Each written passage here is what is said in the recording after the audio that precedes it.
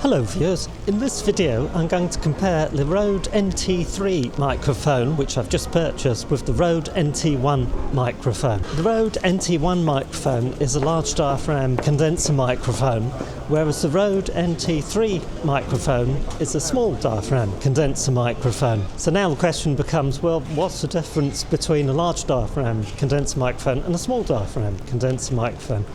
Well, the difference is large diaphragm condenser microphones are designed for recording vocals and recording the spoken word, and they have a warm, flattering sound, whereas small diaphragm condenser microphones are designed for recording instruments, and they're designed to be accurate and to have good transient response.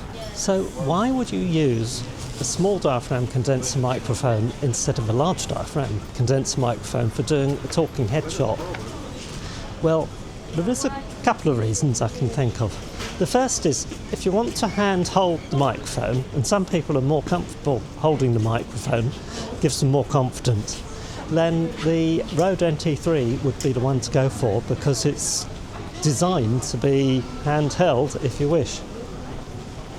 The second reason I can think of is my reason, which is if you're trying to do a product demonstration, what you find is that the large diaphragm microphone gets in the way of the camera angle, and having the small diaphragm microphone allows you to have it positioned so that it's not getting in the way of what you're actually trying to film. In case you haven't noticed, you probably haven't, but it actually just started raining within seconds of starting doing this recording.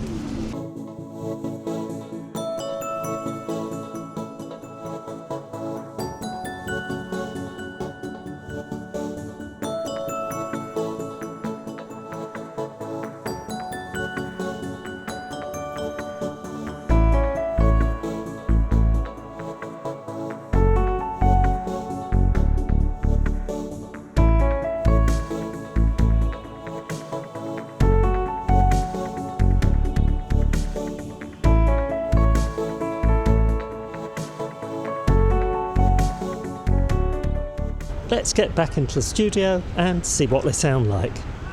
Let's have a look what's in the box. So it's well padded. That's the bit we want. Let's get rid of that bit. This is a simple slide out, so I'm going to do the slide out. Get rid of that bit. What you get is this. Let's open it up. And you can see the microphone comes in a nice case.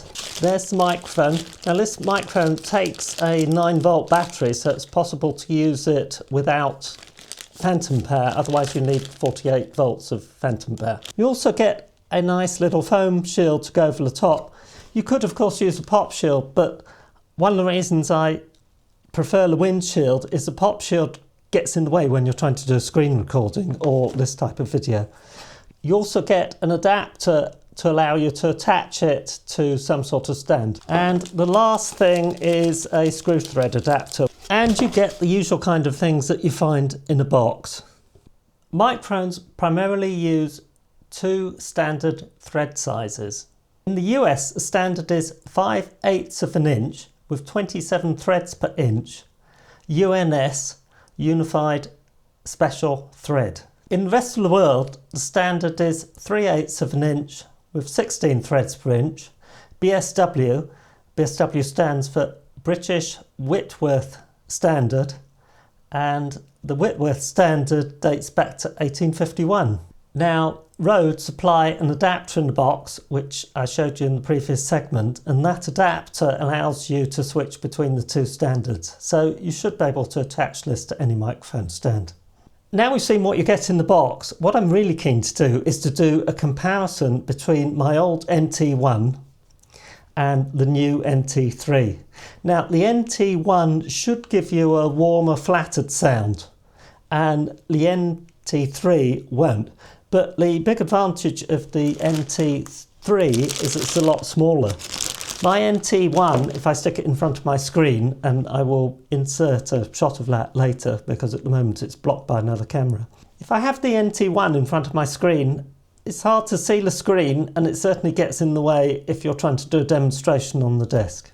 So the reason I got this is I sometimes need to do screen recordings on my Mac and on my mini PC simultaneously. For example, if I'm looking at network adapter performance.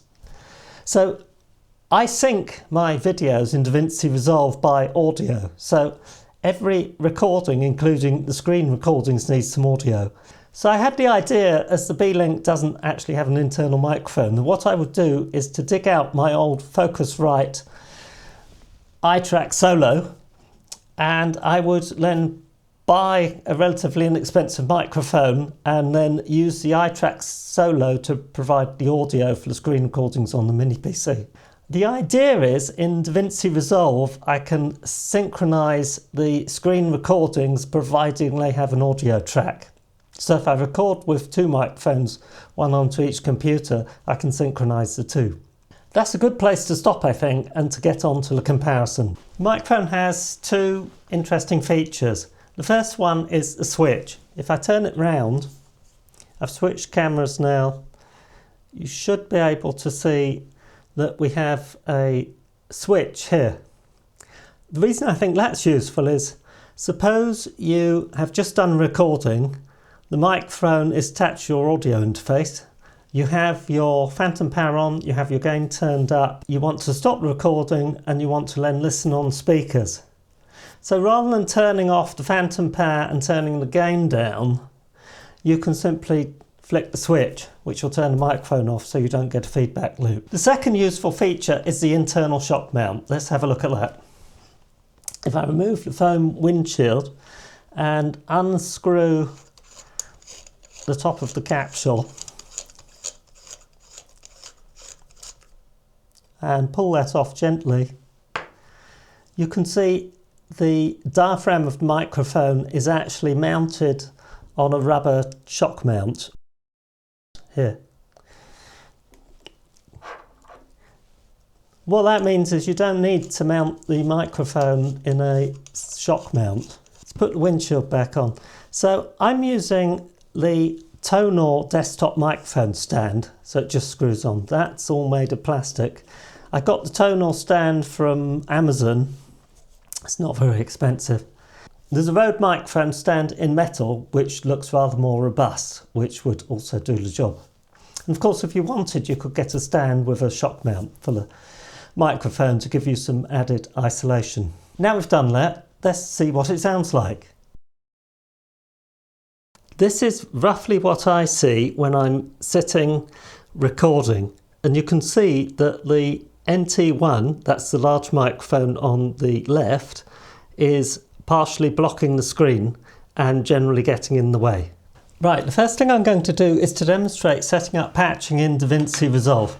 If you're not interested in this, maybe skip this section, because what I want to do is record the audio from one microphone onto audio track 3 and the other one into audio track 4. What I'm going to do now is to quickly show you how to record directly into the DaVinci Resolve Fairlight page. So I have DaVinci Resolve open, I'm on the Fairlight page. What I want to do is to record one microphone onto audio track 3 and the other one onto audio track 4. So for the patching, source is the audio inputs from the audio interface, the destination is the track inputs, those are the tracks, these are the inputs. So I'm going to take the input 1 on the audio interface and I'm going to map it to 3 left and 3 right, and I'm going to click patch, and then I'm going to click the second one, second input, and I'm going to put that to 4 left and right and patch. If you wanted to unpatch, you would select and then you'd select these and then you'd click unpatch. Let's not do that because we actually want to do this. Now I simply need to arm the tracks. So the tracks are armed and you can see that we have some input. I've tried to balance this earlier so that the volume, the gain, is the same on both. It won't be perfect, but I think it's good enough. Now all I have to do to record audio, and by the way, this will work if you want to overdub in DaVinci Resolve, it's exactly the same process, except you probably only need one microphone. We need to just click record. So on one channel we're going to have the Rode NT3 input, and on the other channel we're going to have the Rode NT1 input, and then we can look at the two. Now if you were singing it might be different. In fact, I might try it. I'm going to sing one of my own tracks. Darkness flying across the ocean. Let's do that again. Darkness flying across the ocean. So for spoken word, what I'm expecting is that the Rode NT1 will be a bit warmer and fuller, but I'm not expecting an enormous difference between the two. Anyway, let's stop the recording now and see what we've got. And if I've successfully managed to get 3 cameras and 2 microphones and screen capture all to work and to sync, then that will be pretty good for the first attempt. So on one channel we're going to have the Rode NT3 input, and on the other channel we're going to have the Rode NT1 input, and then we can look at the two. So on one channel we're going to have the Rode NT3 input, and on the other channel we're going to have the Rode NT1 input, and then we can look at the two. Darkness flying across the ocean. Darkness flying across the ocean. So now you've heard the two, what do you think? Which of the 2 microphones sounds the best? Would you go for the large diaphragm condenser every time? Or would you go for the small diaphragm one with perhaps a bit of greater convenience? Let me know what you think in the comments below. I hope you found that video useful. If you did, please click on the like and subscribe buttons. Have a fantastic day. I've not seen this.